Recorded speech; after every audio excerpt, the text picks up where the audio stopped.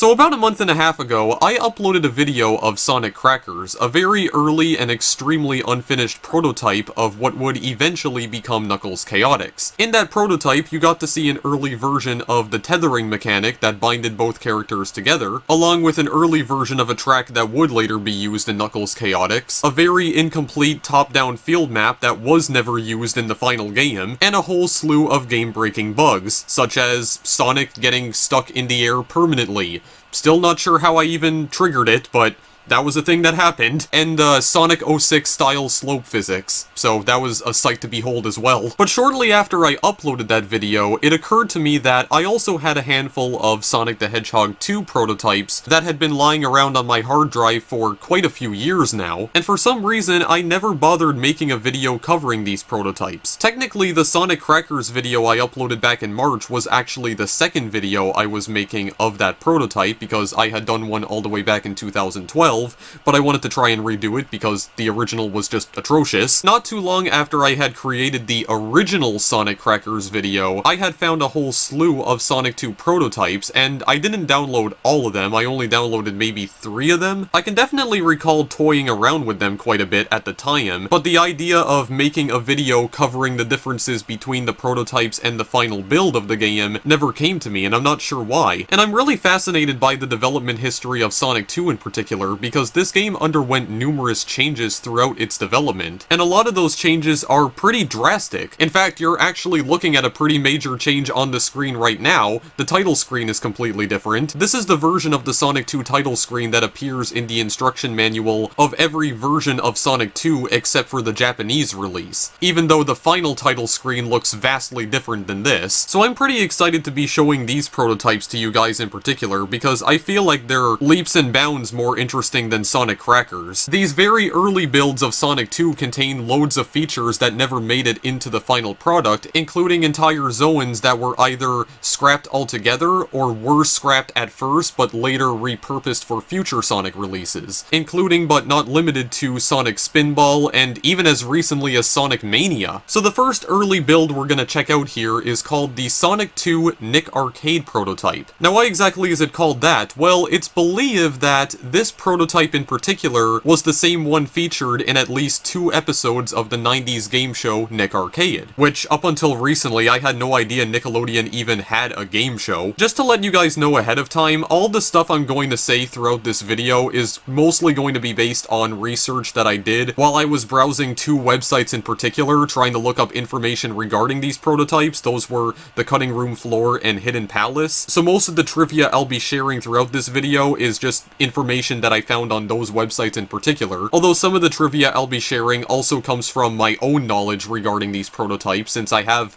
messed around with them a long time ago. So what is this mess that we're currently seeing here? Well, this is actually the level select screen. There is a cheat code in this build that you can enable by inputting a certain sequence of buttons. I believe the exact sequence is up, down, down, down, down, up, and then A and start in order to activate level select. And this is pretty much the only way I'll be able to show you guys some of the unused levels, since even in these prototypes they are unused. Most of them can't be accessed by normal means even in the early builds. So one thing you'll notice here is that all of the zones still have their old Sonic 1 names. You have Green Hill, Marble, Spring Yard, Labyrinth, Starlight, and Scrap Brain Zone. Now don't quote me on this because I don't know if this is 100% true, but I believe this is because Sonic 2 is based on Sonic 1's engine, and they were just starting to get rid of some of the leftover data from Sonic 1. However, some of the leftover Sonic 1 data is still intact and can be loaded, although they don't function as intended anymore. Also, it is worth pointing out that it was never actually confirmed that this was the prototype featured on Nick Arcade, but given the similarities to the version of Sonic 2 that was featured on Nick Arcade, there is a strong possibility that this was the same build of the game featured on the show. Anyway, let's start with Green Hill Zone first and foremost. So, first of all, the one thing you'll notice is that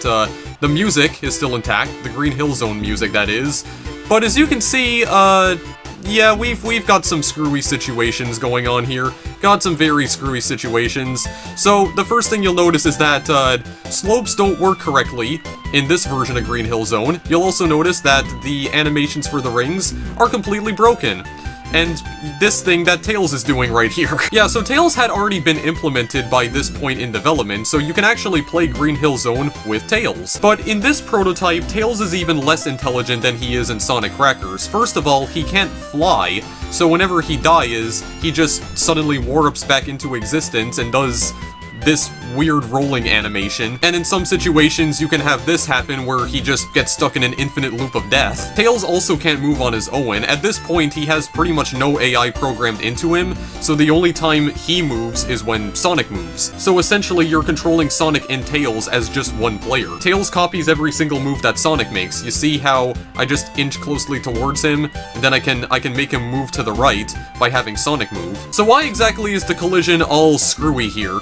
Well, the main reason is that the collision detection in Sonic 2 is different than in Sonic 1, and because the ROM is no longer using the same type of collision detection as Sonic 1 did, basically every slope is broken now. Even surfaces that are slightly slanted will just cause Sonic to do all sorts of insane things, like this for instance, where he's like walking diagonally in the air, not even sure what that's all about. So Green Hill Zone is almost impossible to navigate because of this. A lot of the enemies are still here though, but their sprites are completely broken now, like these buzzer enemies right here. Yeah, completely broken sprites, although the animals seem to be okay though. They do not appear to have been harmed by the sudden data overhaul. You'll also notice that I do have debug mode enabled right here, and I'll be going over debug mode in particular later on, even though it's not really that important because, I mean, every single one of the classic Sonic games has a debug mode, so it's not really anything special. And the debug mode was carried over to the final game, but you will be needing it in order to navigate through certain areas for sure, especially this completely broken version of Green Hill Zone, because the slopes are so broken here that sometimes the collision doesn't even work. Yeah, you see what I mean? Yeah, some of the slopes are so slanted that you can't even, like, traverse them without falling through the ground and dying. The shields still appear to work, at least, so it's the only good thing. Oh my god, are you kidding me? Okay, my safest bet is to probably just stay in debug mode here, because if I don't, then I'm just gonna die. This is kind of like Sonic Crackers, where, yeah, even though there is, like, solid ground, not all of it, well, I mean, like, only some of the ground is solid, and the rest of it is just, like, invisible. Well, it's like fake ground. It looks like there's terrain there, but it's actually not solid and you can fall through it. Yeah, as you can see, the bridge sprites are glitched. They just look like quarter circles now. The clouds appear to animate just fine though. We still have a little bit of the parallax scrolling going on. Yeah, so I'm gonna need to be careful here because none of the terrain works properly anymore. None of the collision detection does. Yeah, for some reason, one of these enemies right here, yeah, I believe his name is the Crab Meat. He's turned into whatever the hell this nightmare is. Yeah, look at that sprite, for goodness sakes. What are those, like, faces? Those faces portraying, like, different emotions. I've never seen that in, like, any of the classic Sonic titles. Also, spikes don't work correctly as well, or their sprites don't display correctly. I don't think Tails can get hurt by the spikes, at least in this zone. But I can still get hurt by them. Yeah, there we go. Thankfully, though, with debug mode, I can just place down more rings and collect them. Or wait, can I? Yeah, I can. There we are. Oh, hi, Tails. Tails just came out of nowhere and just completely whacked the enemy for me. So, I mean, there's not really anything else to say about this. It's just leftover remnants from Green Hill Zone, but you can play it as Tails, even though the zone is mostly unplayable due to the broken collision. But if you have debug mode, you can kind of just... What the heck even happened? Tails, please. Holy crap. You're making the camera go crazy as well. Yeah, it's not really playable, although you can navigate it pretty easily with debug mode. Get to see just how broken the collision ended up becoming when all of the data was getting removed from the ROM and replaced with Sonic 2. If you want to know which Sonic 2 zones had been implemented by this point in development, I believe only Chemical Plant and Hilltop Zone were implemented, and even those zones were very unfinished. Well, actually, those weren't the only zones. Emerald Hill had been implemented by this point in development, a very early version, and it's by far the most complete version as well. It was also the one zone, along with, I believe, Chemical Plant, that was featured on the Nick Arcade game show. And according to the research I did, the exact challenge that players had in Emerald Hill was to try and collect 25 rings within 30 seconds. Wow, okay, good collision. Wow, good collision right here. Yeah, you'll notice that the signposts do exist, but I don't believe they have any use in this prototype. The code for the... What in the world was that? There was just like an explosion of rings for no reason. The code for the special stages was still implemented in this ROM at the time, but trying to load the special stages causes the game to crash, mostly because the data had been moved around and some of it had been removed. So the special stages are not actually playable anymore. The code still exists, but it just breaks the game if you try to load it. So not really anything more to go over regarding Green Hill Zone here, or the remnants of it. Most of it is still intact, and even the boss fight with Robotnik in Act 3 of Green Hill Zone is still intact and does load. The only problem is that Robotnik's sprites are completely glitched. Whoa, hello. What is going on here? Okay, yeah, that makes perfect sense, game. I go... Whoa. Sonic built up so much speed that he just phased through the ground. Okay, let's try looking at that again. I spin dash up this slope.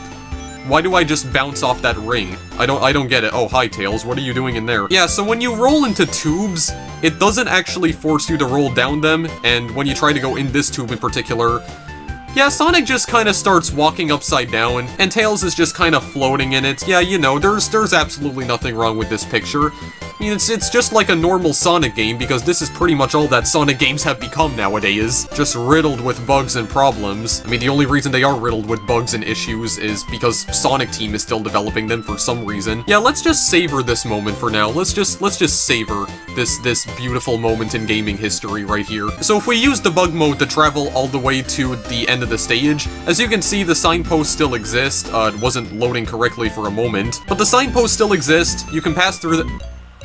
Wow. Well, if that's not a troll job and a half. As I was saying, if you pass through the signpost, okay, let me just go over here. Yeah, it turns into a fat, like, TV box, or whatever the heck you call them.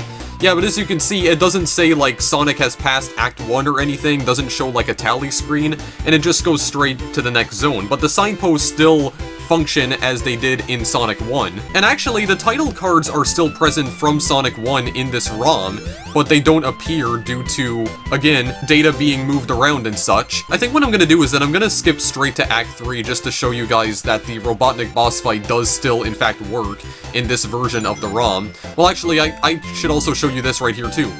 You'll notice that these 1-up counters, or these 1-up boxes, have tail sprites on them. I don't fully remember why this is though, but again, you can tell that they had already began working on Sonic 2 here. So that's a nice little tidbit of information. I have no clue what the hell is going on in this section of the level, but you do have the bridge with the spikes that move across it. Oh wait, I think that's a platform, okay.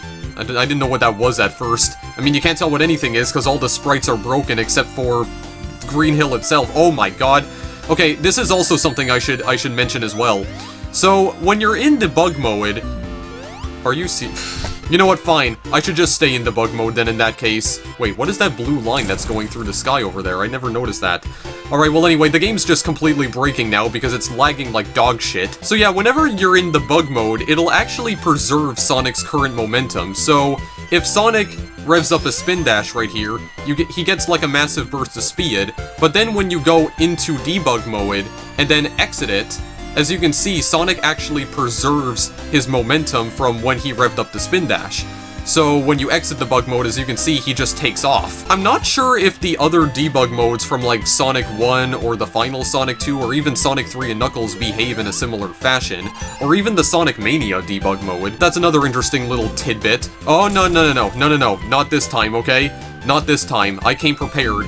I came prepared. Wow, okay. I came prepared with the pro timing, with the very good, reflexes, the fast reflexes. Tails, what in God's name are you doing? Yeah, one interesting bug that some of these early Sonic 2 prototypes have is not the fact that the screen sometimes does that, but also the fact that whenever Tails gets hit, Sonic will lose rings, as opposed to the final build of Sonic 2 in which whenever Tails gets hit, he just gets rebounded off the enemies and you don't actually lose rings.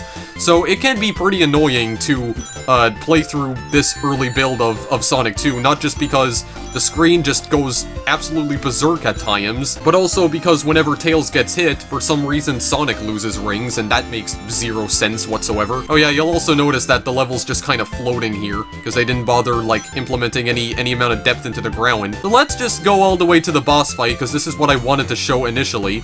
So we go over here, As you can see, Robotnik does in fact still appear. He's even gonna take out the swinging ball, the swinging wrecking ball. And the sprites are completely broken here, as to be expected, and if you go to the left of the screen, you can also do whatever the hell this is. Yeah, you'll also notice that, unlike in Sonic 1, the screen doesn't actually lock when Robotnik appears here, so you can just kinda leave, but not really, because it's just that it's not locked into the same location, so you just have more space to move around, pretty much. Also, what does kind of suck is that, unlike some of the future debug modes, whenever you die, you can't actually escape from your death. One reason I enjoy the Sonic 3 and Knuckles debug mode in particular is that whenever you die, you can actually escape from it by just re-entering debug mode and Sonic will be fine. In the Sonic 2 Prototypes debug mode, and I'm not sure if this is the case for the final version of Sonic 2, when you die, that's just it. You have to wait for Sonic to respawn at the beginning of the stage before you can use debug mode again.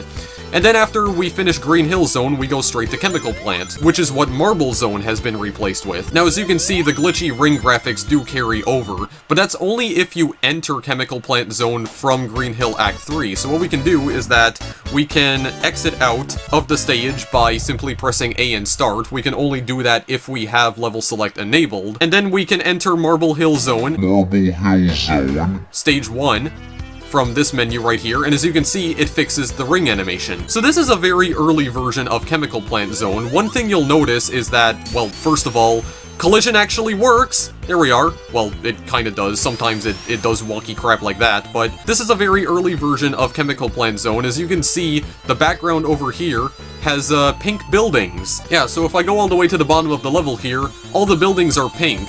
In subsequent prototypes, this was changed to, like, I hate to say puke green, but that's basically what it's been changed to, or like an olive green, I guess. I guess to make Chemical Plant Zone look more like an industrial complex, because this pink coloration right here makes it seem like it's just some sort of, like, ordinary city, I guess. I mean, I don't know what sort of city paints its buildings pink, but I don't know. I'm not entirely sure what kind of ideas Sega had in mind for this zone at this point in development. But this zone is a lot more playable than Green Hill. It can't be finished, though, because there are no signposts that have been implemented as far as I'm aware. The stage just sort of abruptly cuts off at one point. Not only that, but most of the tubes in this version of Chemical Plant do not work at all, and also some of the environmental objects that are supposed to propel Sonic forward, they do not function correctly at all. Or at least their function has not been implemented in this version of Chemical Plant. If I can find one of those things, just to show you guys what I'm talking about. Well, one of these tubes right here in particular, as you can see, there's no, like, automated sequence where Sonic curls into a ball and just flies through these tubes. In fact, you can go into the tubes, but then he just falls right through them. Now, there is an interesting feature that only this prototype has. If you spin dash into a wall at an extremely high speed, Sonic actually bounces off the wall and gets stunned temporarily. That doesn't happen in any other prototype of the game, just the Nick Arcade prototype in particular. So this is a bit of an interesting feature to have in a Sonic game, but this behavior does not occur in the final version of Sonic 2. And it doesn't even occur in the next prototype that I'm going to be showing you guys, because this is not the only one for the record. We're having a little bit of a marathon here. This is a bit of a marathon video where I'm not going to be showing off every single prototype, but just the ones that I find particularly interesting. Yeah, so this thing, whatever the heck you call it, I guess these little wheels that are supposed to rev up Sonic, they don't work here, though. There's no way you can make them work either, not that I'm aware of. You just kind of have to pretend. You have to go into the center and then just rev up a spin dash just to make it seem like they're propelling you forward. And even then, it just leads into a tube that doesn't work. So the overall design for Chemical Plant had been implemented at this point in development, but the functionality of a lot of these environmental objects had not been implemented. In fact, not even the Chemical Plant music is present in this prototype, because if you're listening carefully, the Marble Zone music from Sonic 1 is playing, because this is what Marble Zone was replaced with. Also, where exactly did Tails go? Because he's not even following me anymore. Also, this right here is a bit of an early version of the loops from Chemical Plant. Their designs were changed in later prototypes, and here they look a little bit more awkward. Oh wait, that was solid? Okay. Well, I just go around the other way then. Well, wait a second. If that's a solid wall, then how exactly was I supposed to get through the loop then, unless I'm supposed to come back the other way around? Oh, okay, apparently the collision detection had not yet been finalized for the loops either. Yeah, there's this corner right here, this corner of the loop. It's not solid. Can I stand on top of it? Yeah, I definitely can. Yeah, this is like the part of the loops that was changed in subsequent prototypes. You have these little diagonal edges right here, but they do not exist in the final game, so the loops are a lot more square-shaped. And actually, you can stand on them, but yeah, they act kind of weird though. Yeah, again, you're standing diagonally here.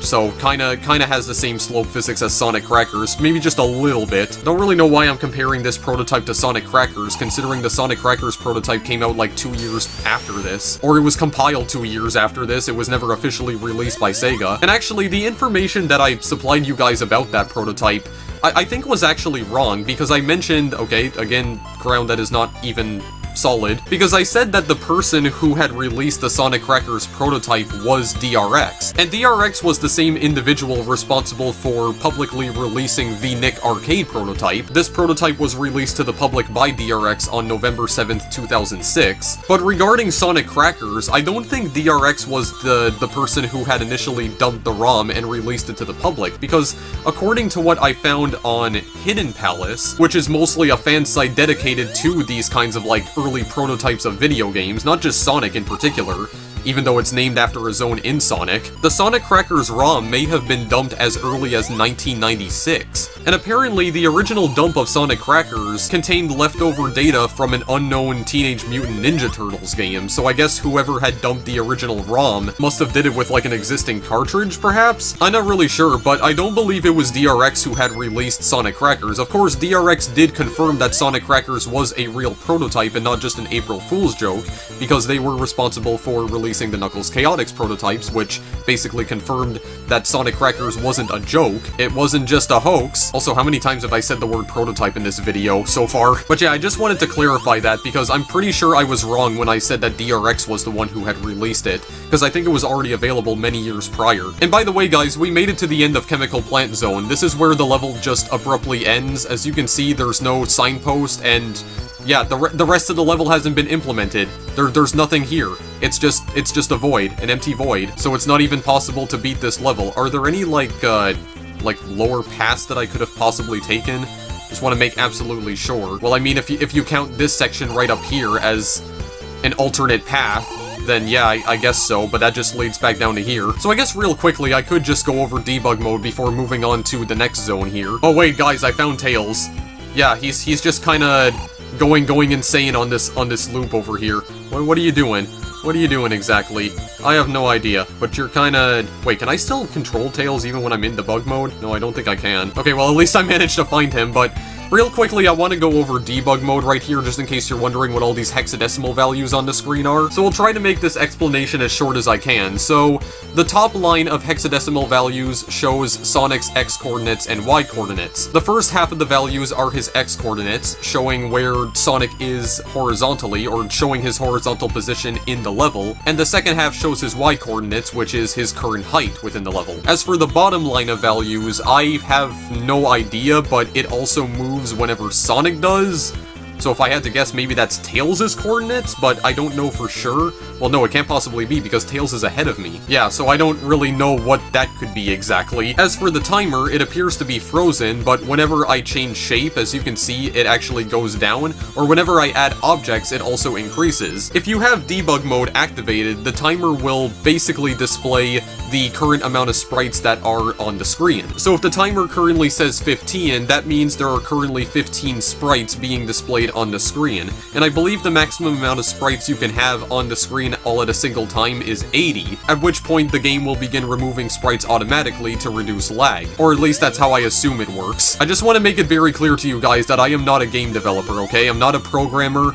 I don't have very good knowledge about these things, so I'm just assuming that's how all of this works. But I mean, every time I place down an object, the counter does increase, and then when I start getting rid of all of the rings right here, it counts down. And I mean, the rings do count as a sprite, so when you collect it, I mean, the sprite does get unloaded, because you've collected the ring, so there's no reason for the ring to continue existing. So that's probably what its purpose is. Right, so with all that explanation out of the way, let's try getting back into the next zone over here. Well, actually, we're gonna check out Chemical Plant Zone Act 2. So the first thing you'll notice is that we start inside the wall, but then we just use debug mode in order to escape it. So, the layout of Chemical Plant Zone Act 2 is very similar to Act 1 in the sense that apparently there's still more geometry that doesn't actually function correctly because it's not solid. But as you can see, the layout is pretty similar to Chemical Plant 1. You'll also notice that the rings are placed in very awkward positions. That's because a lot of the object data is actually reused from, I believe, Green Hill Zone Act 2, because at this point in development, the other act for Chemical Plant had not been finished, and it might not have even been worked on, considering this basically reuses the layout from Act 1. But you'll notice that a lot of the platforms that were once here, they're just absent now, and there's not even any enemies either. You may have also noticed that. Yeah, and then you just have this random collection of rings right here that seem arbitrarily placed. And once again, this level is impossible to complete because there is no signpost that you can pass through. And then we're in Chemical Plant Zone Act 3, which, once again, it's the same as Act 1, except this time it uses Green Hill Zone Act 3's object placement. Not really anything special here. It's still impossible to beat because there's no signpost. So we're just gonna move on. So now we're gonna start getting into some levels that were removed from the final game. We have Spring Yard Zone right here, so we can just load this up. I have to hold A and start in order to have debug mode activated. Now, this zone right here seems pretty interesting. It looks like an underground cave. You don't see anything like this in the final version of Sonic 2. I mean, there was a cave-like zone, but that was Mystic Cave.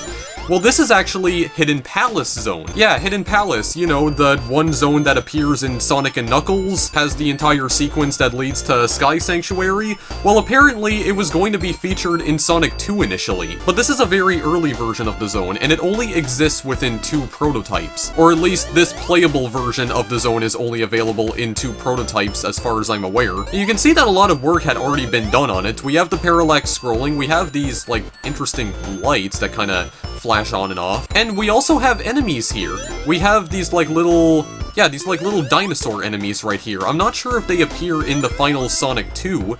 I don't remember them appearing. I mean, I have played the original Sonic 2 before. Personally, I thank Sonic Mega Collection for introducing me to the classic Sonic titles. Now, this zone does appear to be more fleshed out than all of the other ones that I've shown off so far, but that doesn't mean it is fully complete. It's still impossible to beat because there's one section that you can't get past at all, and there is no signpost. There's no, like, end-level signpost. Go down to these tubes. Again, it doesn't force you to roll through them, but you can roll through them by just holding down on the directional pad. Actually, can you go back up them too? Yeah, you kinda can, but it doesn't really work out too well. Now, there's also a bat-like enemy that we'll get introduced to pretty soon. Yeah, you got some nice little waterfalls right here. I'm not entirely sure why these blocks right here are all green. I assume this is meant to be like some sort of bridge. So we're just gonna continue on here. I have no idea why the hexadecimal values suddenly turn red when you're in this level. Once again, we have a 1-up counter with tails on it, a little tails counter. Oh yeah, also these platforms right here, they will disintegrate. Yeah, there's the little bat enemy right here. It tries to grab you. Again, I don't remember if these appear in the final Sonic 2. I mean, it's been so long since I've played Sonic 2 anyway, so I don't remember too much about it. You just try and spin dash up this slope right here. That works pretty darn well. So yeah, you can tell that a lot of work had already gone into this zone right here. I'm not entirely sure why we just kinda go behind this section of the level's geometry right here. Apparently Sonic's in the background, while these sprites take priority. Not really sure what that's all about. Well, actually, that kind of makes sense, because this little section right here is purple. Yeah, I guess to show that this one is in the background, this one's in the foreground. Okay, I guess that makes sense. You have this bridge right here that lights up when you move across it, so you can tell that there was definitely some work put into this, despite the fact that this zone is mostly incomplete and was never featured in the final game. Of course, like I said, Hidden Palace was later repurposed for Sonic and Knuckles, or Sonic 3 and Knuckles. But other than that, there isn't really a great deal of things to see here. You just got some slopes, some bridges that light up when you move across them. Got some enemies here and there, but even then, the zone is like mostly devoid of enemies. There's not that many of them to go around. You can just try rolling down over here. Now, we are coming up to one particular section of the zone that does have an interesting object. The object is not breakable, but it resembles something that does appear in later Sonic games. Also, this section's kind of tricky because you have to, like, yeah, this section is, like, really hard, because what you have to do is that you have to, like, slowly inch your way off the ledge right here, and then try to grab onto the one below, or try to land on the ledge below you, but that's really... That can be really hard to do, and if you mistime it, then you end up falling into the drink below. Yeah, you also notice that the bubbles, when Sonic's breathing underwater, yeah, they don't animate correctly at all. Actually, it is possible to get the palette color that appears in the water to glitch up. I think you can do that by mostly placing down random objects with debug mode, which I'm not going to try doing right now. Now, actually, there are some other unused enemies that are associated with Hidden Palace, but their sprites are completely broken. Like that enemy in particular that was just kind of freaking out right here, this one. As you can see, they don't appear to do anything. Not entirely sure what this enemy is supposed to be. There is also another one like this. I think one of these enemies is supposed to be like some sort of crocodile, like some sort of like crocodile or alligator enemy, but their sprites do not appear correctly. Actually, I think this is supposed to be the gator enemy right here, but as you can see, sprites don't display properly.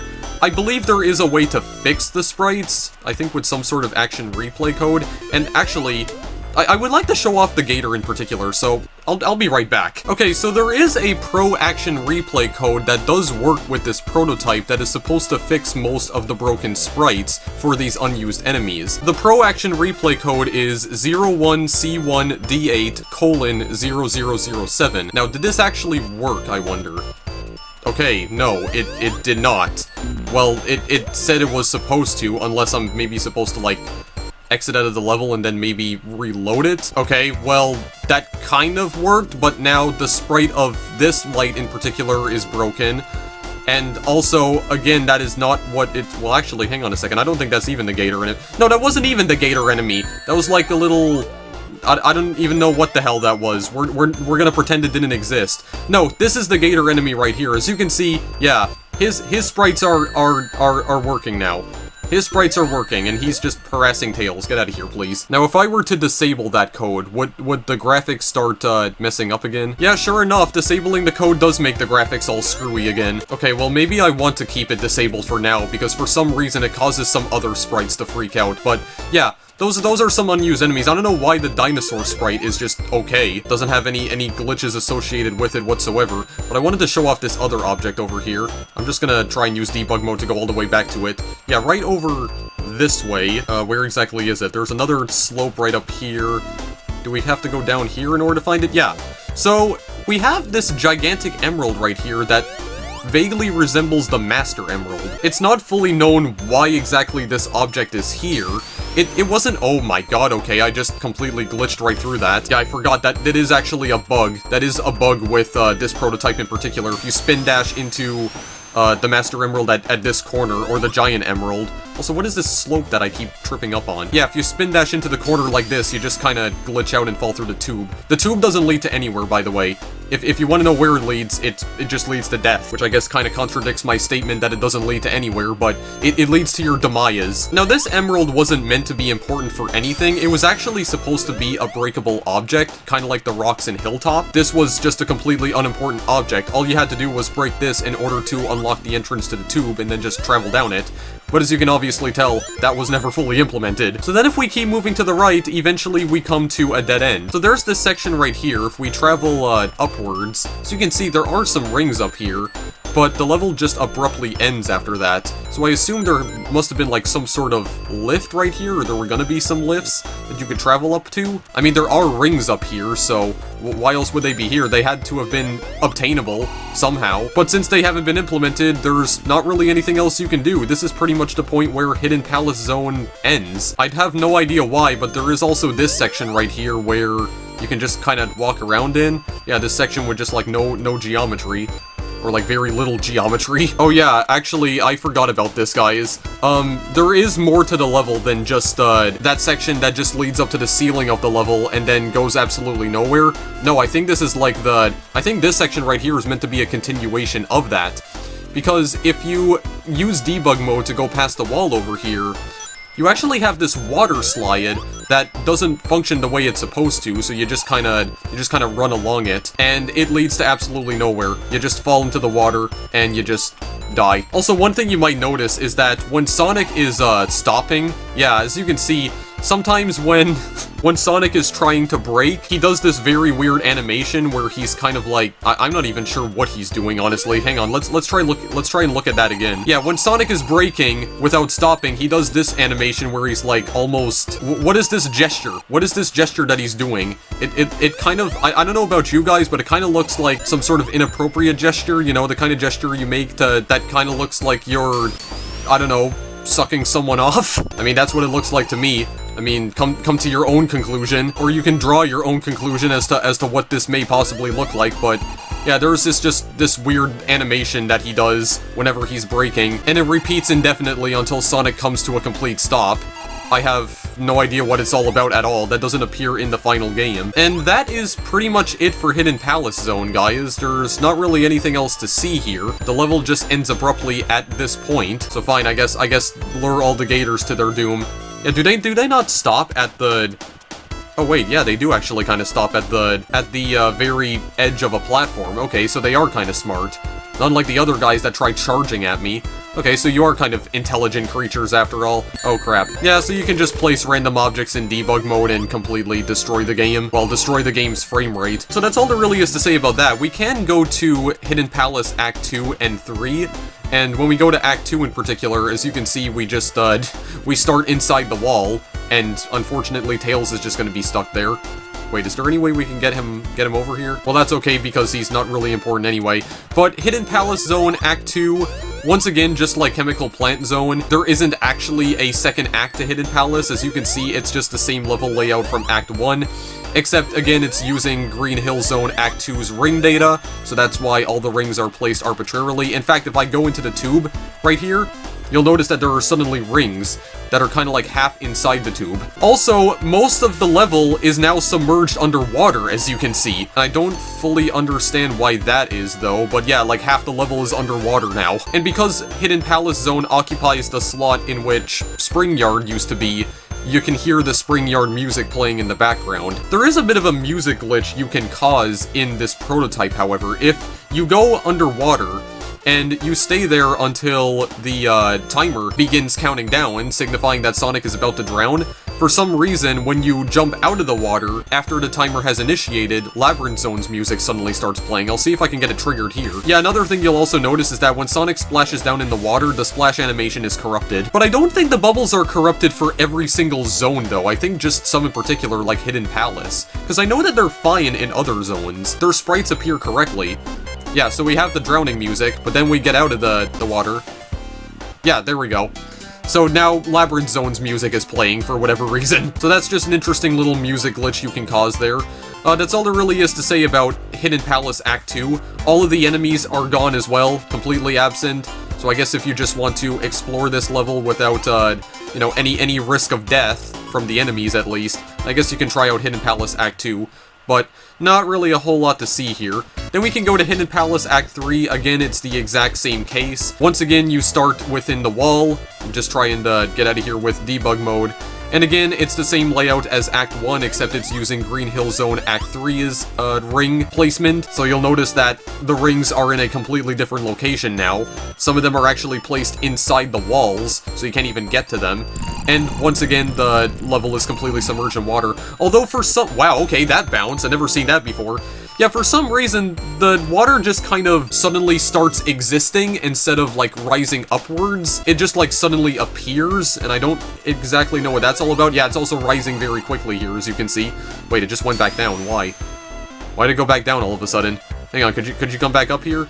Yeah, the level does get quickly submerged, however, because the water starts rising very quickly. Not every platform is submerged, though. Like, that platform is okay. Yeah, so not much else to say about this, but it's definitely interesting. I mean, this was a zone that was never implemented into a Sonic game, at least until Sonic and Knuckles came around, but even Sonic and Knuckles' rendition of Hidden Palace is completely different from this, so definitely interesting to see what could have been. Also, you'll notice that the Master Emerald is not there anymore, so there's nothing blocking this tube, even though you still can't enter it. So now we're gonna move on to Labyrinth Zone, and there is really nothing special to see here, guys.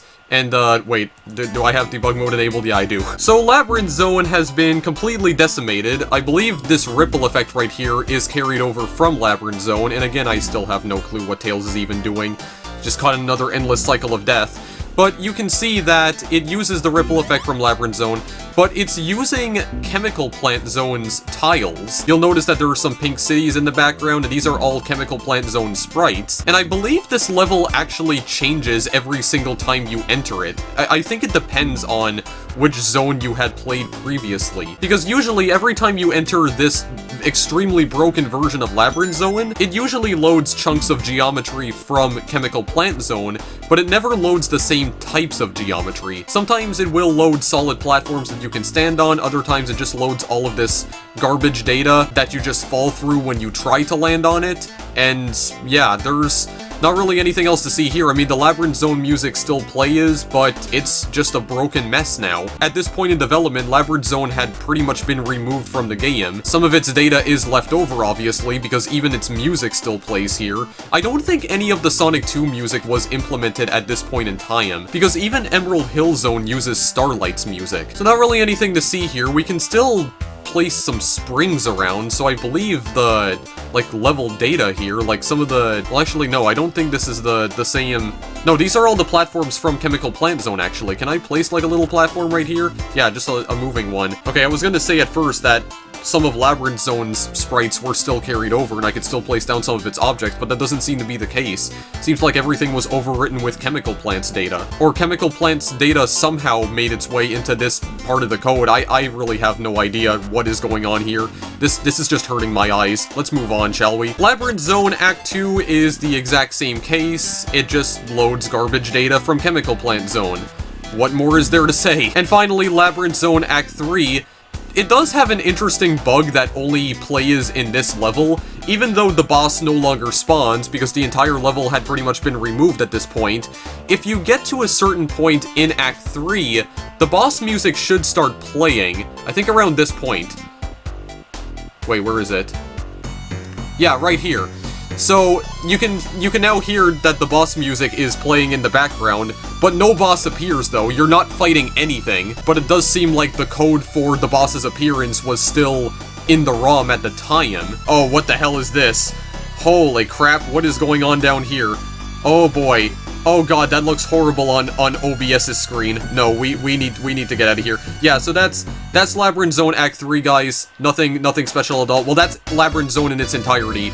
It's gone. The level no longer exists. It's been removed completely, and for some reason, Chemical Plant has infected its data. Not entirely sure how Chemical Plant's data got there, but it's there now. So that pretty much sums up what they changed with Labyrinth Zone. They just nuked the zone altogether. They just nuked it beyond recognition. So now, let's go to Emerald Hill Zone. By far the most complete zone out of them all. Yeah, we have Starlight Zone's music playing right here. So yeah, this was the one level that was featured on the Nick Arcade game show, supposedly. Had to collect 25 rings within 30 seconds, even though I can't really show that because I have debug mode enabled. Now what is interesting is that Tails does not appear in the Emerald Hill acts, which leads me to think that Sonic Team was aware of the issues with Tails at this point in development, so they decided to remove him to make it easier for the players, considering every time Tails gets hit, Sonic loses rings, which makes zero sense. Holy crap. Are you serious right now? I actually got scared by a freaking Sonic enemy appearing? Okay. Yeah, alright. Well, I didn't realize he was just going to, like, suddenly pop out of the screen there, or just suddenly come meet and greet me. Because I didn't think he had spawned. Oh my god. I'm not even kidding, that actually scared the crap out of me. What the hell? Wow. Well, that's the first time a Sonic game has ever managed to scare me. That's gonna go down in the history books. Alright, well, I kinda want to do this challenge here, actually, but I have to not enable debug mode. Here, let's try doing this. 25 rings, 30 seconds, let's do it, let's go. Let's go and do it. Do the challenge. Here we go. Where's a good place where we can get a lot of rings? Because Emerald Hill's layout in this version of the zone is not the same as it is in the final release. 25 rings? I mean, there's some right down here. Come on. Get in. Get me in. Okay, we only need 5 more. Only need 5 more, boys and girls. Oh, come on. There we go. Yeah, it was 25 rings, I'm pretty sure. Here, just get one more just to make sure that I beat it. Yeah, there we go. I'm pretty sure I beat the challenge here, guys. I would have just absolutely reamed everyone if I was on that game show back in the 90s. Holy crap, okay, there's some extreme speed over here. Okay, Sonic, calm down for a moment. Yeah, so Emerald Hill was the most complete zone at this point in time, but its layout was changed in subsequent prototypes, like all the prototypes beyond this one in particular. So it doesn't look the exact same here as it does in the final release. I'm not gonna go over all the changes that were made to its layout because it would just take forever. But yeah, it's mostly implemented, and actually I think even the Robotnik boss fight is implemented as well. Of course, it is possible to beat the Emerald Hill axe because you do have the signposts at the very end of them. Of course, going through the special stages is completely pointless because there is no way to even access them in this prototype, so we're not going to bother with that. And I believe we are close to the end of the act over here. I guess we can try and beat this legitimately. Yeah, there we go. We got the signposts right there. You'll also notice that the signposts are a little bit different, like the icon for Sonic and also Tails. You see that they're staring directly at the player, like directly at the camera. The only signpost that looks that way in the final Sonic 2 is Eggman's in particular, or Robotnik, whatever the heck you want to call them. I mean, he was called Robotnik in this game, like back in this era of Sonic, so it would definitely be appropriate. It was canon at the time. Yeah, so this is by far the most complete one. Oh yeah, I also forgot that I picked up the speed shoes as well. Okay, fine, let's go and collect this ring box over here. Yeah, they even had some of the secrets already implemented. So yeah, there was definitely a lot of work that had already been put into this zone in particular. Oh god, I don't know where I'm going. I have no clue. And I'm not familiar with this layout in particular because it's not the same Emerald Hill that appears in the final product. We do have a whole bunch of... I was about to say springs, but then I just noticed that there was like some sort of weird... Yeah, there's some sort of weird graphical oddity going on with the bottom of the screen. What exactly is that all about? I guess we might as well go in and complete these zones the way they're meant to be completed. Might as well complete them legitimately. We don't have debug mode. Yeah, these will be the only ones that I actually finish legitimately, and then we can move on to, oh right, because there's only 2 acts here. Yeah, but there is an Emerald Hill Act 3 in this prototype, but, it's not properly implemented. It has problems. It definitely has problems, but I'm gonna try and see if I can get rid of, the old Robotnik over here. Also, the camera doesn't lock in place here, so he takes a little bit of, additional time to turn around here and try to attack you. And also, the animation that his car makes when it breaks down, it's also slightly different. It's lacking a lot of explosions and also sound effects. Whoa, okay. I forgot that Eggman was able to do that as well. He just launches his drill at you. Okay, well, you're gonna get broken down anyway. Oh, well, actually, no, it does have some explosions here. Oh. Well, that's kind of strange, because when I actually did fight him off-screen... Oh yeah, when the game ends, it just takes you back to the title screen, just shows the Sega logo. It's kind of funny because in the next prototype I'm going to be showing to you guys, the Sega logo doesn't appear at the very beginning of the game, like when you boot up the game. It just goes straight to the title screen, which is kind of odd because no other prototype has that bug in particular. Yeah, but I was going to say, as soon as you defeat Robotnik in Act 2, the game just ends immediately and it boots you back to the Sega logo. But the other thing I was going to say is that when I fought Robotnik off-screen, for some reason none of his explosions appeared. At least I'm pretty sure they didn't. I didn't see them appear. Maybe they just didn't load. For some reason the game failed to load them. I have no idea, but we'll go to Emerald Hill Act 3 very quickly here. And as you can see, we start within the ground again. I'm not entirely sure what this is identical to. I think it might be identical to, yeah, Act 1. Act 1's layout, but as you can see, again, it's devoid of environmental objects, because the bridge is not here, neither are the piranhas, and it just kind of drops into a void. And I don't think it's even possible to die in the void, because I think what happens is that, well, actually, it might be possible, because does it just loop? Or well, does it actually end here?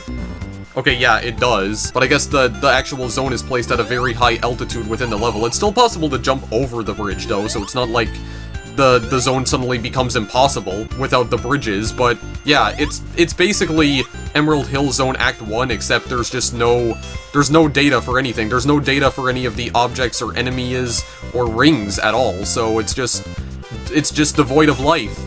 It's just devoid of life and nature. Also, for whatever reason, the level abruptly cuts off at this point right here. It just stops. This is the point where the camera stops scrolling and you can't get past, which means this corkscrew right over here, yeah, it's just, it doesn't lead anywhere. And you can't even go back either because the screen suddenly locks. So you're pretty much trapped here. There's no way to complete Act 3 of Emerald Hill. And it's pretty much a duplicate of Act 1 anyway, albeit with no enemies, rings. I also have no idea why this flower right here takes priority. Well, actually, no, you can very clearly see that it's in the foreground, given the way the grass around it is designed. Yeah, okay. Well, that's pretty much all there is to say about Emerald Hill, or Starlight as it was known in this prototype. By far the most complete and the most polished zone, although it did go through a few more revisions over time. You know why I thought that he was missing explosions the first time I defeated Robotnik off screen? I think it was because I was playing the other prototype. I think in the other prototype, Robotnik's animation for when his car disintegrates after you defeat him, it is kind of broken. It's missing some sprites like the explosions. That might be what I'm thinking of, but last but not least, we're gonna go to Scrap Brain Zone, and Scrap Brain Zone is now Hilltop. It's an extremely buggy version of Hilltop, however. As a matter of fact, Hilltop cannot be completed, much like all of the other zones. But as you can see, the lifts are functional, except they don't fall off the vines. I'm pretty sure they're supposed to in the final game. But it's kind of playable until you reach a certain point. Also, this is something that's kind of funny. Yeah, the lava had already been drawn for the level, but it doesn't actually hurt you. Yeah, the collision detection for the lava is not there, aside from the fact that it's solid, but it doesn't actually like damage you. You just take a nice hot bath in it. Yeah, there we go. Sonic, just soak your face in it. It's a good beauty treatment right there. Very good beauty treatment. I also have no idea what's going on with the... Oh wait, no, it appears to be using the same palette colors as the lava. The hexadecimal values. I'm not sure what's going on with that. Yeah, also you see an early design for an enemy. The souls that normally launch you upwards with those, like, seesaw platforms. Yeah, their designs had not been finalized yet because they're just like green orbs with like no detail on them whatsoever. So that hadn't been implemented yet. But this zone works for the most part. There's just one part in particular where the camera doesn't scroll down all the way, and because of that you end up dying when you hit the bottom of the screen, which is actually a remnant from Scrap Brain Zone because that was later fixed in and I think the next prototype, actually. So, this zone is mostly playable, though. You just have these seesaw platforms, you have to launch yourself upwards. Got this ring box right here. The lifts do work. I think the only difference is that, yeah, for some reason they don't fall off the vines. They're supposed to. I guess that had not been implemented yet. I do know that the mirrored versions of these lifts, or their mirrored sprites, had not been implemented yet, which actually means that some of the lifts don't actually exist in this version, whereas they do in others. Also, these breakable rocks don't exist yet, so you just kind of fall through. You kind of fall on through. Normally, there's supposed to be other objects here, but they're gone as well. Or at least they weren't here yet. They had not yet been implemented. Okay, yeah, so, yeah, see, it just goes right through the lava. Yep, and then I'm just oh my god, what is happening right now? Yeah, so see, that was supposed to be like a mirrored version of the sprite, but it just ends up going down to the right diagonally. The other one hadn't been implemented yet. Let's try going up this way.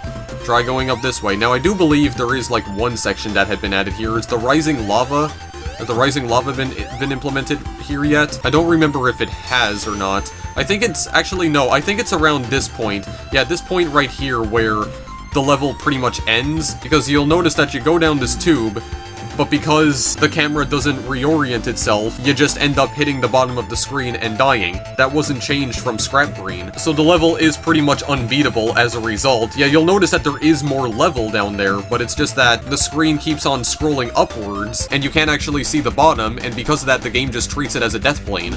So, you can't complete it, unfortunately. So, that's it for Hilltop Act 1. And then we can move on to Hilltop Act 2, which, once again, is not beatable, but it's for a completely different reason. This level will actually crash when you reach a certain point, but before we start talking about that, how's about we talk about the fact that you basically can't complete this level either way if you don't have debug mode. Because there's, like, no seesaw platform placed right here that allows you to get to this ledge up here, or this higher platform. So you pretty much need debug mode enabled if you wanna even go anywhere. But again, this is a very early level, there's like no enemies whatsoever. Also, this slope right here is completely broken because Yeah, it's just missing, it's missing some collision boxes. It's not solid in, like, the upper left part. So if we go down over here, we have, this bizarre oddity. Yeah, you know, just floating lava. This is kind of strange, because it seems like Hilltop Act 2 doesn't even have any death planes yet, because we are at the very bottom of the level, but if we pass through this ghost geometry right here, as you can see, we actually wrap vertically, and we end up arriving at a different part of the level, or we end up landing at a different part of the level. You'll notice that Sonic's Y-coordinates actually rolled over. I can demonstrate that again. Yeah, I got some thin lava right here. You can stand on this part of the lava, but on this, like, very thin section, you just end up falling through it. Yeah, and then you just wrap vertically. So it seems like the death planes hadn't even been implemented yet. This level right here is completely broken, and it's about to get more broken in just a moment. Now, actually, this is supposed to be the... Yeah, this is supposed to be the point in the level where the lava is supposed to begin rising. But does it actually rise? Okay, no, I don't think it does, because I just wrapped vertically again. Okay, well, that's good, Collision. Yeah, hi, how you doing, Tails? I'm at least glad to see that you're back.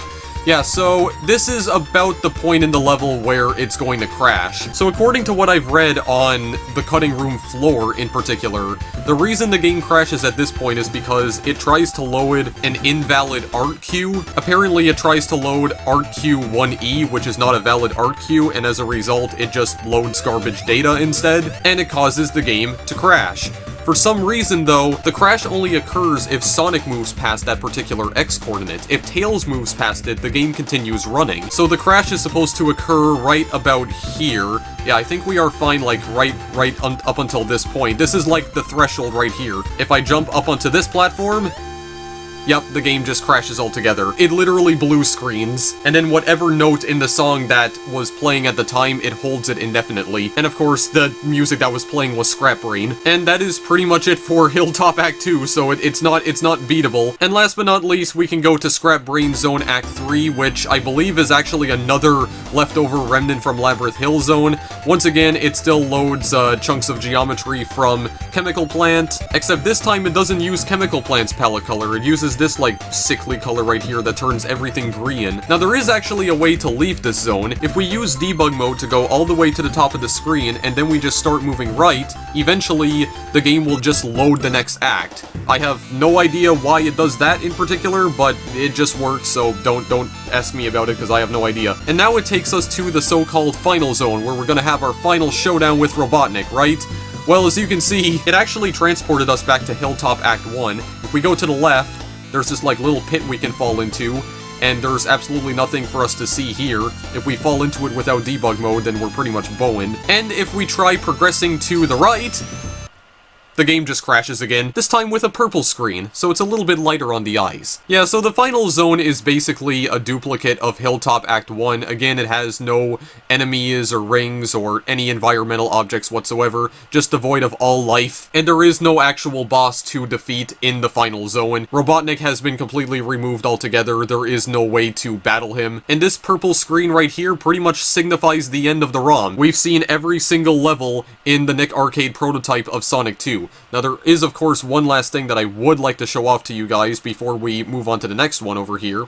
The special stage. So you select the special stage, and you get another game crash. As I mentioned at the beginning of the video, the code for the Sonic 1 special stages is still there, but it just doesn't load it correctly. And as a result, it crashes with this lighter shade of blue. And then, of course, there is the sound select, which just functions as a sound test. You can listen to some of the Sonic 1 music. Not really useful for anything, but yeah, whenever I select certain values, it just plays some of the Sonic 1 music. Like I said, none of the Sonic 2 music had been implemented yet. And that's pretty much gonna do it for the Nick Arcade prototype, guys. So, not that many interesting things to see here. There was only, like, one zone in particular that was completely removed. Clearly, there was a lot of work that had already gone into it, but it was later scrapped for unknown reasons, and some of Sonic 2's other zones, Chemical Plant, Emerald Hill, and Hilltop had already been implemented, but they were very early versions, and the only one that could actually be completed was Emerald Hill. And the only zone from Sonic 1 that is still intact, but nearly unplayable through normal means, is Green Hill. You're pretty much going to need debug mode if you want to get to the end of this zone, because the collision detection is completely broken. So yeah, that just about covers everything in this particular prototype, so let's move on to to the next one now. So the next prototype we have here is called the Simon Y prototype. It was named after the person who had discovered the prototype online. According to the cutting room floor, Simon Y had discovered this on a Chinese GeoCities page sometime around 1998, and it's believed that the original ROM containing this prototype in particular originally came from a demo cart that was featured at a New York toy fair. And since the ROM does exist online and is available for anyone to download, there's a chance that the demo cart might have actually been stolen from the fair and then dumped and leaked online. So legal issues aside, this prototype is definitely a lot newer than the Nick Arcade one. As you can see, there's plenty more options on the level select screen here. I can already tell you that the special stage option does not work anymore. It's been disabled altogether. Sound select still works like it did in the Nick Arcade prototype. And I'm not going to show you guys every single one of these stages to show you all of the layout differences that were made between them, because it's just going to take way too long. So what I'm going to do instead is that I'm just going to show you guys some of the changes that I in particular find interesting, and we'll start with Green Hill Zone Act 2, which is now Emerald Hill Zone. Yay, you got Sonic 2 music playing now. Also, you have like an early version of the two-player versus music that plays on the level select screen. In fact, a lot of the Sonic 2 music contained within this prototype are early versions of the tracks, because you can even tell that this one is pretty early, because there's like this weird sound effect that plays in the background that I'm pretty sure is not present in the final product. Not the final mix of the track. Also, you still lose rings whenever Tails gets hit by an enemy. So, if we go all the way to the end of the stage, which I might as well just get this out of the way right now. So the Robotnik boss fight still loads. As you can see, he's just parked there like he is in, the original, like the Nick Arcade prototype. But now it's a bit more of a pay-in because Tails can get hit by him now and he loses rings. And you have an early version of his boss fight music playing. And this boss fight hasn't had that many changes made to it other than that. So, it's just the same Robotnik boss fight from before. But like I said, its animations are kind of messed up in this prototype in particular.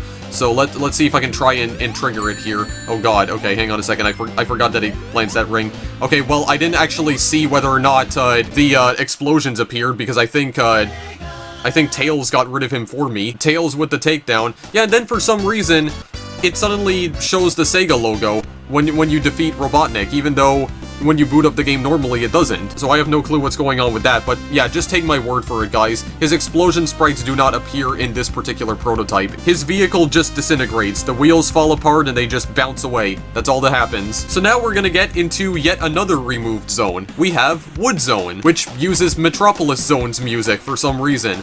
So this is yet another unused zone, but not that much work had gone into this one, unlike Hidden Palace. It's very incomplete, but as you can see, it was, appeared to be like some sort of jungle-themed zone. You're running along these trees here, and they're hollowed out, and you can actually fall through them.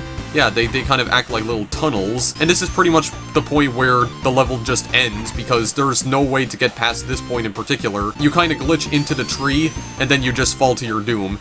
Yeah, no solid ground whatsoever. You can just fall out of the level. So once again, you're forced to use debug mode in order to navigate this treacherous level in particular. Yeah, also the leaves are not solid because they're part of the background. Yeah, you can clearly see that the level geometry was never fully implemented either, because there's a section right here that's completely missing. So if you travel upwards, there is one section in particular that has a bunch of floating platforms that you can hop across, which then leads into conveyor belts. But the conveyor belts don't actually work. They animate, but you stand on them, and Sonic goes nowhere. And also the second conveyor belt cuts off abruptly, and also Tails is just as dumb as ever. Yeah, Tails basically has the same AI that he did in the Nick Arcade prototype, so he's still pretty stupid. Still pretty stupid. Oh my god, he's just like teleporting, for goodness sakes. There, come back to Earth, please. Yeah, and this is pretty much the point where the level ends. There's no way to get past it. You can tell that very little work was put into this one. No enemies, not even any objects to destroy. I mean, there's these little TV boxes, but when you break them, they do absolutely nothing. Now, there is a bit of an interesting glitch that you can perform in this prototype. If you collect 100 rings, instead of the 1-up chime playing, instead, you have Death Egg Zone's music playing instead. And this is a bug that only exists in the Simon Y prototype. The reason why it plays the Death Egg music now is that in between the Nick Arcade and Simon Y prototypes, the sound bank that stores the 1-up sound effect was overwritten. However, they had not yet updated it to play the 1-up sound effect, so it just ends up playing Death Egg music instead. And speaking of Death Egg, it hasn't actually been implemented into the game. You may have noticed that you can select it on the level select screen, but you'll see what happens when I select it in just a few moments. So there's not much else to say about this zone, guys. It ends right here. That's it. You beat the entire level. Absolutely nothing else to see. Now, there is one little thing that was changed with debug mode in particular. You notice the bottom line of hexadecimal values. Yeah, the bottom line of hexadecimal values shows the timer now. Of course, the timer still shows the amount of sprites currently on the screen, but now the bottom row of hex values shows you, I guess, a more accurate timer, because it almost like has a decimal point in the form of one hexadecimal value that oscillates between the values 0, 0, and 80, and then the actual amount of seconds that has passed is indicated by the left half of the values, in seconds, that is. So yeah, it's like a more accurate hexadecimal timer. It's interesting, I guess, but if you don't know how to read hexadecimal values, it's not going to be useful to you in the slightest. It's not like it's important anyway. These prototypes do actually have a bug where once the timer reaches 9 minutes and 59 seconds, it'll actually roll over to 9 minutes. So there's no actual time limit to any of these levels. You can take as much time as you want to pass them, so it's not possible to receive a death from a time up. That's all there is to say about Wood Zone. Not really sure what this could have potentially have been, but if we go to Wood Zone Act 2, there does exist an Act 2, but as you can see, it's completely blank. There's not even a background. There's no terrain for us to stand on either, so because of that, yeah, Tails has nothing to stand on, so he just kind of dies continuously. Disappears from the top of the screen, just having a jolly old time. Metropolis Zone is not really all that interesting, it's just earlier builds of Metropolis Zone. Most of the designs had already been implemented, there's not really anything weird going on in terms of level design or even collision detection, so not really too interesting. There is one change that I can go over in Hilltop Zone, but this is probably the only change that I'm going to show. So first of all, the lifts now behave properly. As you can see, yeah, they actually fall apart. They fall off the viands. Also, lava finally hurts you. When you get hit by lava, you lose all your rings. So it behaves the way that it's intended now. And also, the zone can actually be completed. Yeah, we do have the rising lava. This does actually work now. Okay, why exactly did Tails lose so many rings there? That was odd. Yeah, if we go all the way down here, as you can see, we have the signpost that didn't even load correctly at all. And look at that! Hilltop Act 2 can actually be played normally now because we have one of the seesaw platforms that we can launch ourselves upwards to this higher platform with. And the souls have their final designs now. They're just flashing red and yellow rapidly, and they have very angry-looking eyes. Although the tubes, as you can see, they still do not force you to roll down them, or roll through them. And there are actual death planes in this level now. Yeah, here we go. This is the part with the rising lava right here, as you can see, because that was not implemented before. So the lava will just rise very slowly. What you have to do is that you gotta get to the top of the level quickly before you get burnt to a crisp. You gotta make it to the top. Oh my god, I just completely missed it. Are you kidding me? Yeah, we can just get through that with debug mode. It's not really too big of an issue. I'm not really trying to complete this anyway.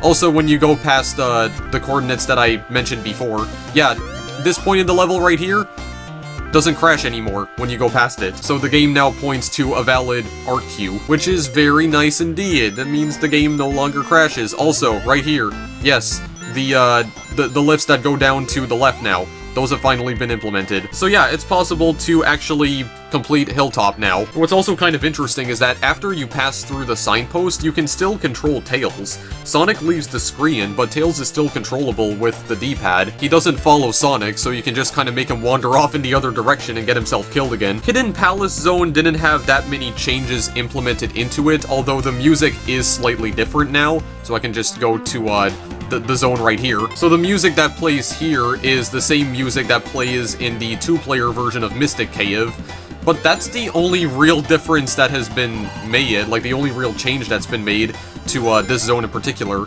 The layout is pretty much the same. As you can see, you still have the tube that you fall through, you have the shield to the left over here. Also, Hidden Palace Act 2 is, you know, completely devoid of enemies and other objects, much like in the Nick Arcade prototype, so Not really anything else to say about this one, so I think we'll just move on. And then we come across an early version of Oil Ocean Zone. Now, in this prototype in particular, Oil Ocean cannot be beaten because there's no signposts, so all the acts just end abruptly. But there is one unused object in particular that only appears in this version of Oil Ocean. It ends up going unused, but I do believe it was later reused in the 2013 remake of Sonic the Hedgehog, like Sonic 1 in particular. Yeah, it's this right here. You see that little flashing ball?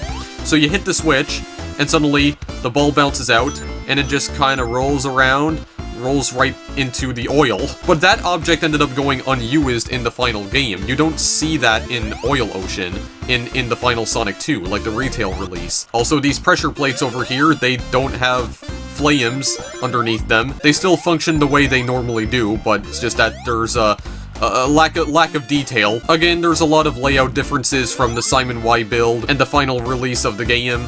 Again, I'm not gonna mention them here. Okay, yeah, that's perfectly normal. Tails is just standing on the... What in the world? Okay, yeah, this doesn't work at all because you can't slide down the oil. Again, you just walk down it. Also, the collision in this zone is a little bit wonky because sometimes when you enter debug mode and then exit it, yeah, you get whatever the hell this is. Tails is just floating in the air, and he only comes back down when you jump. Sometimes that can happen to Sonic as well. Yeah, whatever slope Tails was currently on, it seems to carry over whenever you enter debug mode. Like, he maintains the current slope. He maintains his current angle. Yeah, here we go. I managed to do it to myself. Yeah, so as you can see, Sonic is just running around in the air now.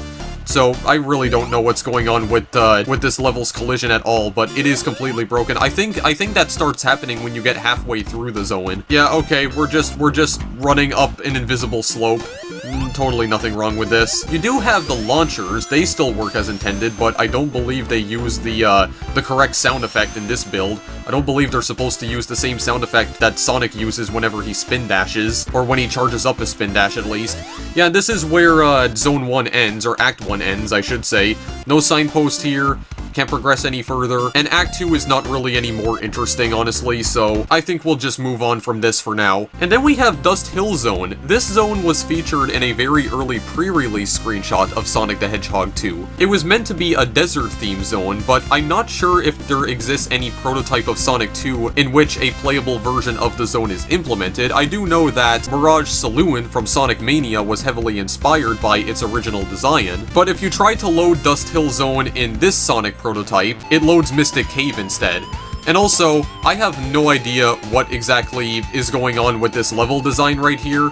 Yeah, what even is this garbage? Like, you got this platform right here with 4 spikes orbiting around it. Then you have these 3 platforms that are just swinging around like a pendulum. And then you have random boxes over here that are just, like, moving along a conveyor belt. And I guess part of the conveyor belt is, like, just completely invisible. Because there's one point where they're just floating above a bottomless pit. I also have no idea what this object is right here, but it only appears when I'm in debug mode. But it has Tails' head on it, so I'm not really sure what that could be all about. But yeah, this is a mostly unfinished version of Mystic Cave. You have a bunch of quarter pipes here that would not appear in the final design of this zone. It's pretty much devoid of life again. There's no rings or enemies or objects or anything of the sort. There seems to be lots of different paths that you can take. This is pretty much where the level ends though. As you can see, no signpost whatsoever. So apparently Mystic Cave now occupies the slot where Dust Hill Zone once was, so I'm not sure if Dust Hill might have been cut like very early in the game's development. I mean, if there exists at least one pre-release screenshot of Dust Hill, then that must mean there had to have been some early build of the game that already had a very early version of Dust Hill implemented and maybe even playable. And if that prototype does happen to exist, so far nobody has been able to find a ROM of it, because the only evidence we have of it is the Simon Y prototype and that pre-release screenshot, but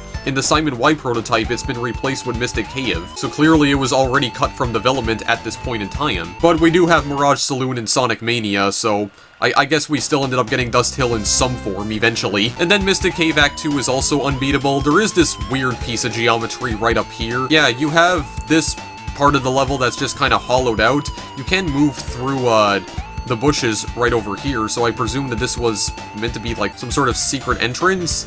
Yeah, but there's no item here though, so it's completely pointless to go here, at least in this build of the level. So very early version of Mystic Cave, not really anything else to say here. Real quickly, I want to show off Chemical Plant Zone here. I just wanted to show you guys a very quick change that they made. Yeah, so as you can see, as I mentioned near the beginning of the video, the colors of the cities was changed to make it look more like an industrial complex. It has the olive green, or I guess more like puke green color. But a lot more work has gone into the level since the Nick arcade prototype. You'll notice that the blue bubbles are here finally. Also, the speed boosts that appear along these tracks actually work now, along with the squares, the rotating squares, the dreadful rotating squares. And the tubes do work now, so we can enter them, we can break them open, and yeah, Sonic just passes through them, just like he normally does. Or, I guess not, because I just fell through the tube for some reason. What? I'm sorry, was Tails the culprit there? Because I'm pretty sure I got, like, blocked off by him and I just fell through the tube. That was strange, I've never seen that happen before. Okay, I'm sorry, did I also, like, not die even though I had no rings? I got hit by the bubbles, but... Okay, weird things are happening. Yeah, these speed boosts right here. Oh my god, dude. Okay, whoa, hang on a moment. Yes, I'm gonna show you that it actually works now. See? Yeah, it works. Sonic just flies off in the direction in which it's facing. You may also notice that Sonic's running animation is slightly different in these prototypes. His running animation looks a little bit more cartoonish than it does in the final release. Chemical Plant Zone can of course be beaten, because you do have a signpost that you can pass through. Yeah, see, because you can still control Tails here. I am controlling him with the Player 1 controller, so he can still move around. Yeah, so Chemical Plant Zone is more complete in this prototype, but again, not really anything of real interest there. Casino Night Zone. Oh boy. What even happened here? Like, seriously, what even happened? So this is a very early version of Casino Night Zone. Doesn't even use the same tiles. All the tiles are completely glitched. Even the level geometry is just broken beyond belief. Like, look at this. How are you even supposed to get past that? It's amazing level design. Yeah, so this early version of Casino Night has a completely different background right here, and it uses mostly incorrect graphics. That's why all the tiles are glitched up, because they're using the wrong sprite chunks, that's why. Also, these pinball tables. These are like early versions of the pinball tables right here. Yeah, you also have sections where parts of the floor are completely missing. This level design stayed mostly the same, albeit there were some changes that were made. Like, for instance, the design of this neon sign right here was changed. There's less lights on it in the final release. Also, there was supposed to be pinball plungers right here, but as you can see, they haven't been implemented yet. And where they are supposed to be have been just replaced by black squares, where matter seemingly doesn't exist. Also, these are like early versions of the loops. What are you doing, Tails? Okay, bye. Gravity just reversed suddenly and he got flung into space. These bumpers don't work at all either. They have like no collision whatsoever, I just fall through them. Yeah, so Casino Night is basically impossible to navigate without debug mode. There's all sorts of sections where you can fall to your death. All sorts of bottomless pits here. And again, there's no way to beat it because there's no signpost that's been implemented. This is the point, or, well, actually, no, I don't think this is the point right here. This right here is the point where the level suddenly ends, where there should be a signpost, but there is none. So screw it, let's go to the next act then. The second act is even more broken because look at the background. Look at this. Look at this garbage right over here. Doesn't even use the correct background. It uses the pinball tables as its background, and it's incredibly disorienting to look at because while it may scroll very well horizontally, it doesn't scroll well vertically. You see how it only moves by like pixels when I go upwards. Okay, you guys didn't see that, but I just hit the ground so hard that I literally fell through it. Best collision detection ever.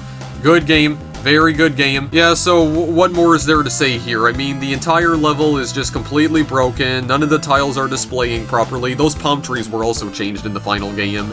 You have the pinball tables as the background, which is just very much of an eyesore to look at. Yeah, especially when you have the giant pinball tables right here. Oh yeah, there's just chunks that are missing from it as well. Pinball table has been damaged, and so have the ones in the background, actually. Look at this. Again, the level ends right here. There should be a signpost, but there is none. Let's just jump off the cliff and fall to our deaths, because there's nothing else to see here. But like I said, the level layout remained mostly the same. The correct graphics were added in, I think, the Beta 4 prototype, which is the one that comes after this. I'm not going to be showing off too much of the beta prototypes because they don't have that many notable changes, but I'll at least show off some of the changes that were made to the title screen though. And then we have the infamous Genocide City Zone. Yes, a zone in Sonic Sonic known as Genocide City. For many years, people wondered what this zone could have possibly been.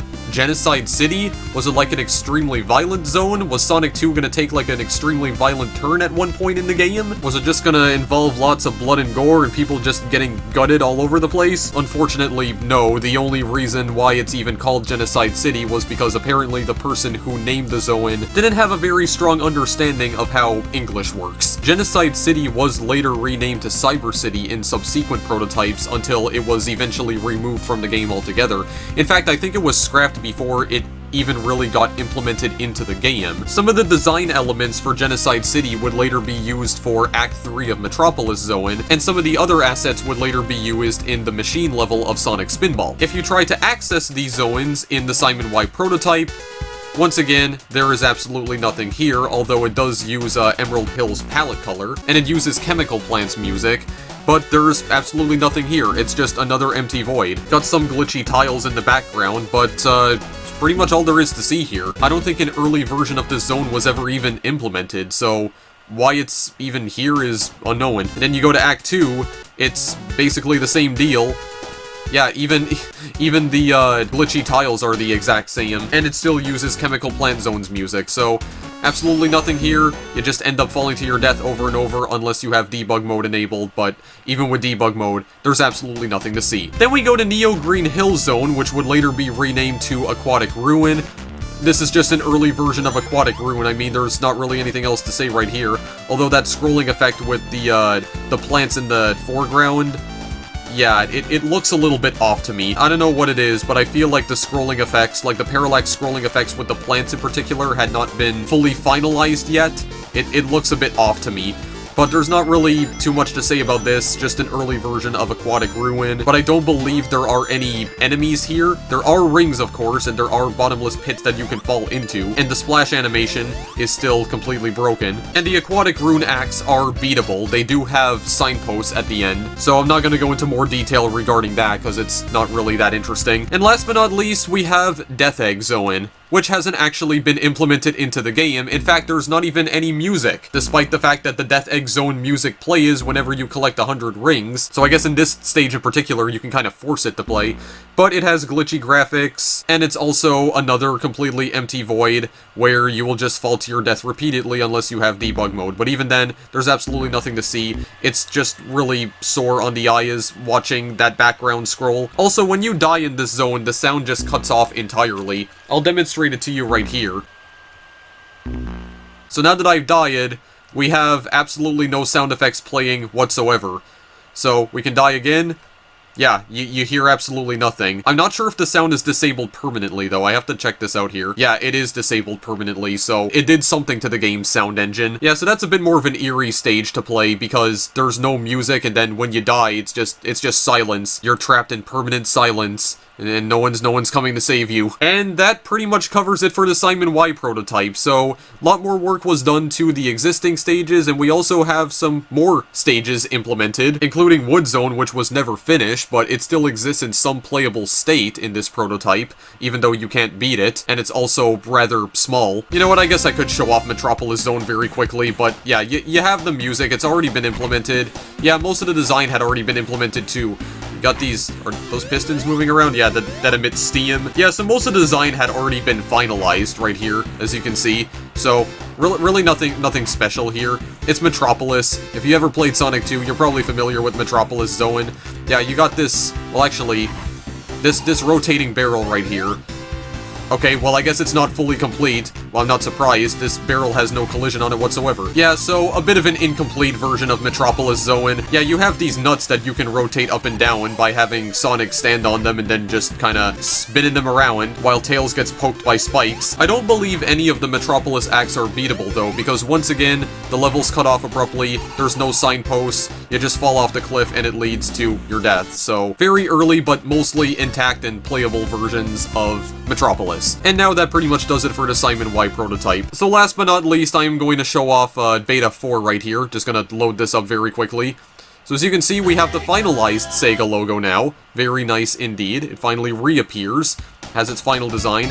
So the only thing that's really changed here with this version of the title screen in particular is that you have a 1-player and 2-player versus option now. So we can go to the 2-player versus. The special stages had been implemented by this point. So as you can see, you can go to the 2-player special stages here. So as you can see, they have been implemented and they do work properly. They are definitely playable. Of course, the objective in these 2-player special stages is to collect the most amount of rings, have to pass through the checkpoint, and anyone who has the most amount of rings, yeah, they'll win. It's best of 3, of course. Okay, that was strange. I thought there were rings coming towards me, but then they, like, suddenly disappeared. So yeah, it's just a 2-player special stage mode from Sonic 2. It would later be implemented in the final release, so don't really have anything more to say about this. I'm not sure if the layouts or the positions of all these Mayans is the same as in the final version, but it's mostly intact, although sometimes when you pause the game, you can get this weird effect to occur, where the terrain kind of just distorts. Yeah, the terrain completely distorts. What the heck is going on with that? Never seen that before. So you can still access the level select screen in Beta 4. It is slightly different now, though. You'll notice that Genocide City has been completely removed, so it's gone. No trace of it remains. There's no trace of Wood Zone either. That's been removed as well. Now we have Sky Chase and Sky Fortress. Death Egg Zone, Special Stage. Of course, the special stages are going to function now. Or, well, actually, do they? Are these the same special stages that I'm thinking of?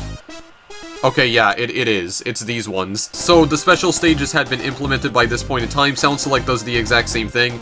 But just out of curiosity, does Death Egg actually appear here? Yeah, you have the title cards now. And yes, Death Egg does in fact appear. Or does in fact load, so that's good to know. Yeah, you also have, the animation for when Sonic is kicking up dust when he's in his spin dash. Got a bit more work put into that. Yeah, I do know that Sonic's sprite was updated in between all of the prototypes. Eventually it approached its final design near Beta 4. And then if we jump all the way to the Beta 6 prototype, we still have the exact same startup screen right here with the Sega logo. But now we have a slightly more finalized title screen, even though that's supposed to say Sonic and Miles Tales per Hour. Yeah, so we have an early version of what would eventually become the final title screen. We have a third option that's been added that just says option, even though that's supposed to be plural form. That would later be fixed in the retail version. Got a minor grammatical error there. Now, what also differentiates this title screen from the final release is that the copyright logo has been separated slightly from the 1992 copyright date. Also, the trademark logo right here is white in this version, but it was later changed to yellow, so just some minor alterations. And like I said before, option was corrected to say options. And then we can still access the level select screen, but the new logo redesign kind of gets in the way of the user interface. It takes priority over it because it's in the foreground now. Definitely makes it a lot harder to navigate, but you'll notice that Dust Hill is actually still here. But of course, this will just bleed back to Mystic Cave, so nothing special here in the slightest. So if we go to Casino Night here, as you can see, it has its more final design. Yeah, it doesn't look completely broken now. Oh yeah, and even the pinball flippers, they do work. Everything's functional now. Look at that parallax scrolling on those stars. It looks all beautiful. Look at that city in the background. It's animating. We're in Las Vegas, baby. We're gonna do some extreme gambling tonight. No shit's given anymore. Oh yes, and all the bumpers work now too. Look at this. Oh, look at that bouncy animation. Yes, indeed.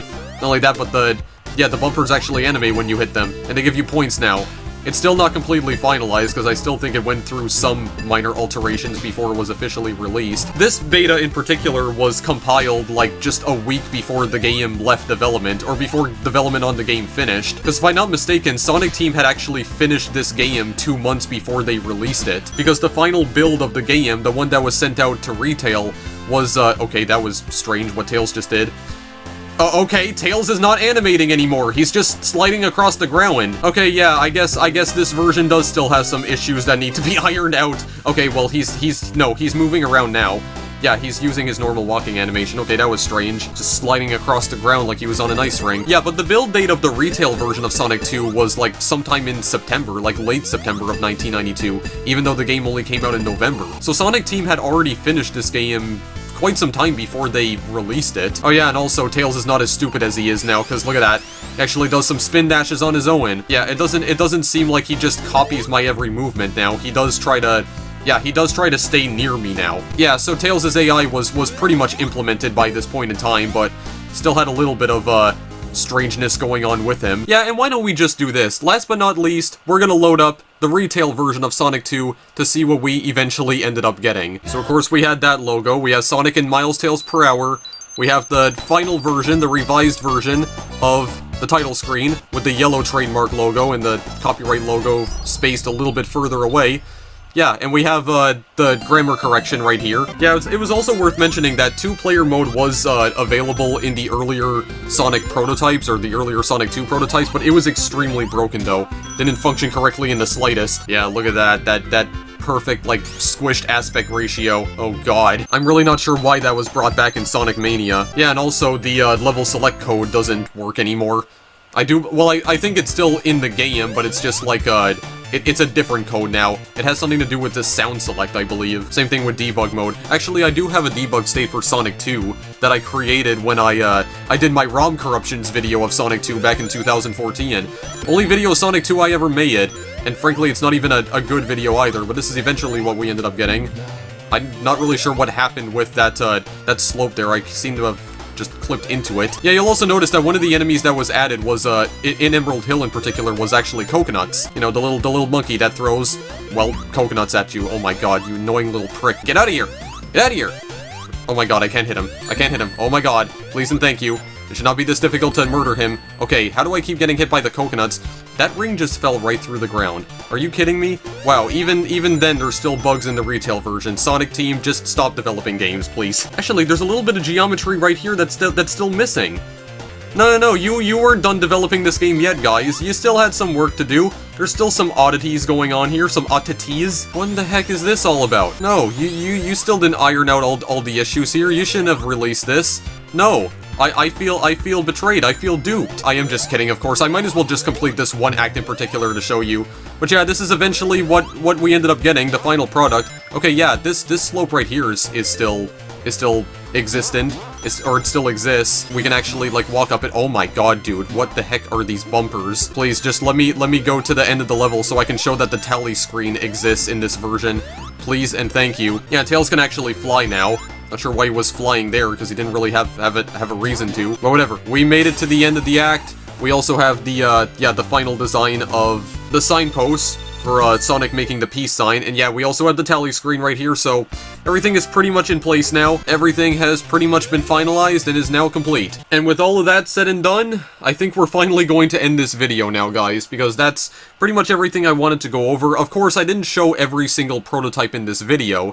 The other ones I didn't show were betas 5, 7, and 8. But like I said, those ones don't have that many notable changes, and I didn't feel like they were worth covering, so I just decided to leave them out of the video. I just wanted to show off the prototypes that I felt had the most significant changes. So there you go. You got to go on an adventure with me today. An adventure through the entire development history of Sonic the Hedgehog 2. What was initially going to be implemented, what ultimately ended up getting scrapped. Got to experience some beautiful game-breaking glitches and crashes as well. So yeah, I'm really surprised I never made a video covering any of these prototypes, because like I said, I've had them on my hard drive for such a long time. I'm not sure why the idea never came to me, but I'm glad I finally did, because this game has a very interesting history behind it, and the fact that there's so many prototypes that you can play, you can go download right now, and you get to play all of these completely unfinished zones that were initially going to be in the game, something that could have been but was ultimately scrapped. Of course, Hidden Palace Zone was later featured in Sonic and Knuckles, and subsequently Sonic 3 and Knuckles. Dust Hill Zone became the main inspiration for Mirage Saloon Zone in Sonic Mania, so I guess in some way we still ended up getting a playable version of Dust Hill. Wood Zone never reappeared in any subsequent Sonic game in any form, and Genocide City Zone, it's unknown what exactly that would have been. I mean, I did say that some of its art assets were later reused for Metropolis Act 3 and the machine level in Sonic Spinball, and I guess maybe it wouldn't have been that special anyway, but would have been interesting if there was at least some playable demo just to see what exactly Sonic Team had in mind. So I hope you enjoyed this journey through Sonic's development history. I certainly enjoyed covering all these prototypes. I really don't know why I didn't do this sooner. Now, are there any other early beta builds of Sonic titles that I plan on covering in the future? Not really. I mean, there is the Game Gear port of Sonic Spinball, which has numerous prototypes. In fact, I already made videos of at least 2 of them, but I'm probably not going to cover them because, personally, I don't like the Game Gear port of Sonic Spinball. I prefer the Genesis version, but there's only like one prototype of the Genesis port, which really doesn't make sense considering there's so many prototypes at the Game Gear release. But no, there aren't really any other early Sonic betas that I would like to cover. There's definitely more of them out there, like there's a bunch of Sonic 3 and Knuckles prototypes as well. Well, specifically, there's prototypes for what was going to be like an updated collector's edition of Sonic 3 and Knuckles that was never actually released, although there were prototypes created of it. But even though it was unreleased, I think it did ultimately end up becoming Sonic 3 and Knuckles. But I don't plan on covering them because I just don't think they have that many interesting changes. So yeah, there's not really anything more to come from this part of Sonic in particular. So if you want to download all these Sonic prototypes, well, you know, there may be some questions regarding the legality of obtaining these prototypes, but they were never released, and I'm not really sure Sega cares anyway. You know, they're meant for preservation purposes. If you want to check out what Sonic 2 looked like at an earlier time in its development, then you can go download these prototypes and mess around with them. I'm not sure if it is actually illegal to download them, but if you really want to know where you can download them, I do believe the cutting room floor has links where you can download the early prototypes, and the Hidden Palace website, so I'll just let you go to those websites and find them for yourselves. It shouldn't be that hard, just look up Sonic the Hedgehog 2 on either site, and you'll be able to find them within like 30 seconds. Now if you'll excuse me, I'm gonna have to go and record this behemoth of a video because it's probably gonna end up being at least an hour and a half long, so before I go and torture myself for like the next 3 or 4 hours doing that, I just want to say, as always, thank you guys for watching, and I will see you in the next video I make. God, editing this video is going to be a complete nightmare. I'm really not looking forward to it. Anyway, later guys.